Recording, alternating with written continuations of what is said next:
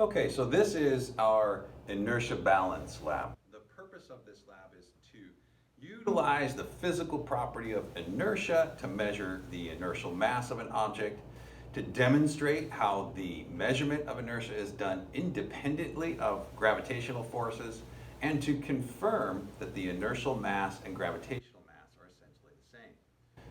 Inertia is a physical property of matter defined as an object's resistance to change in its motion.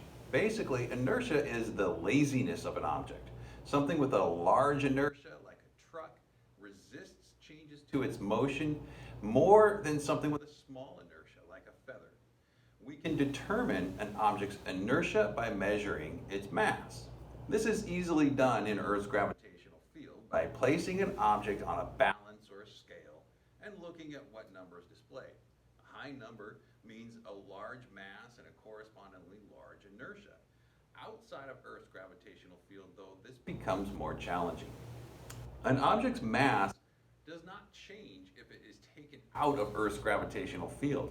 Even when placed underwater, where buoyancy forces reduce its weight, the mass remains the same.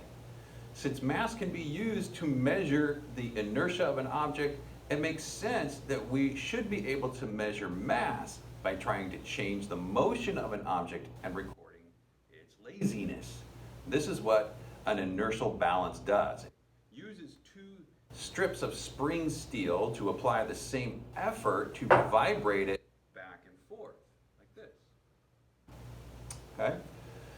The vibration involves speeding up, slowing down, and changing direction. So the state of motion of the object is definitely changed. If the object vibrates quickly, its inertia is lower if it does not have much mass. Objects that vibrate slowly have a large mass.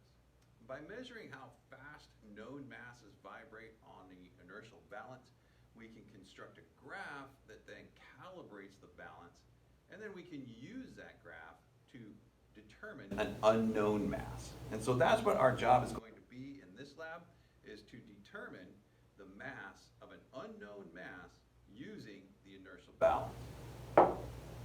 So here we go. Okay, so here's our lab setup here. We have our inertia balance here. It's got two pieces of, two strips of spring steel on there. It's clamped to the table. Masses will fit in this tray here, and when you let it go, it vibrates back and forth. And this is a photo gate right here that's hooked up to a LabQuest, and you can see as you move it through there, as it vibrates back and forth, that light goes on and off. It's timing, and we can calculate the period. It'll measure the period of vibration. Period is the amount of time it takes for one complete vibration. We have our LabQuest here. Here's our masses, and this is our unknown mass. This is what we're going to try to figure out what the mass is of it using the inertia balance. Okay, so with the LabQuest set up in pendulum timing mode, I'm going to measure the period of oscillation of several known masses, beginning with a 200 gram mass and then going up to 700 grams. Okay, this is the LabQuest as it looks in here. It says unblocked right now, and when you block that up, it goes blocked, unblocked, blocked, unblocked. So we're able to determine the period, which is the amount of time it takes for one complete oscillation of this. Okay, so when I start data collection, it's going to oscillate, and it's going to take 7 period measurements that we are then able to calculate the average from. So here goes 200 gram mass.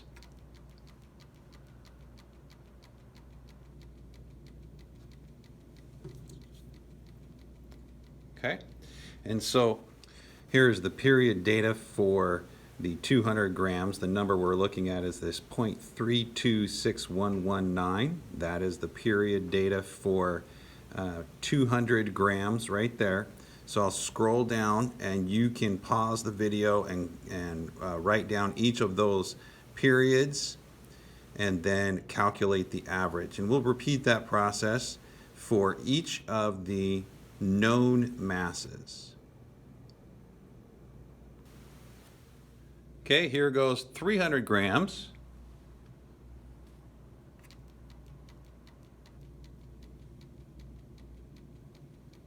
Here's the data for 300 grams. Again, it's this number here.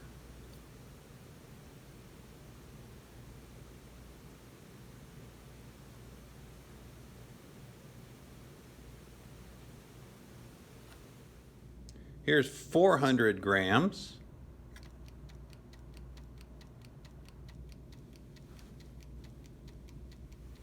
Here's 400 gram data. 0.439406.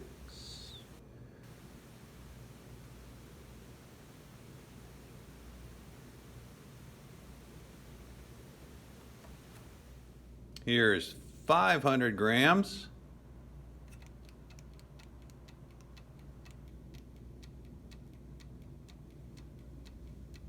And the data for 500 grams.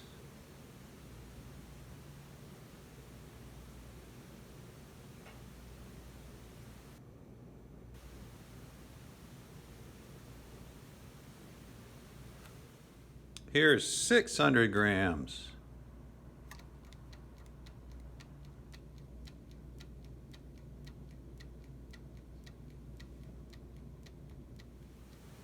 $600 grams.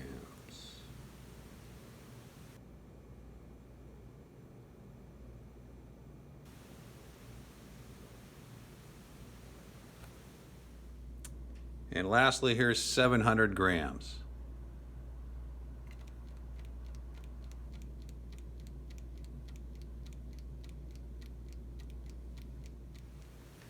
$700 grams. It's this data here.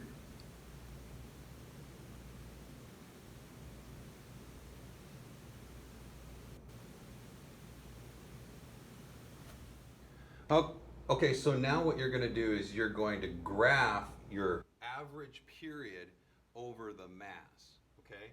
And so when you do that, you're going to make a best fit line graph, right? So it's going to be one nice straight line from there.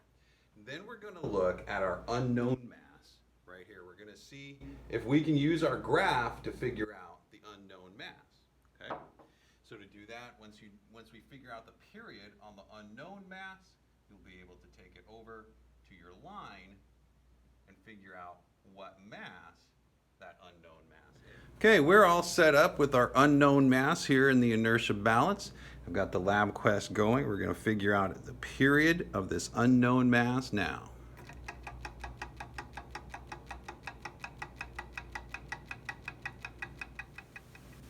Okay, here is our period data for the unknown mass. Again, we have 7 data points. Calculate the average, and then use your graph to figure out the mass of that unknown. Good luck.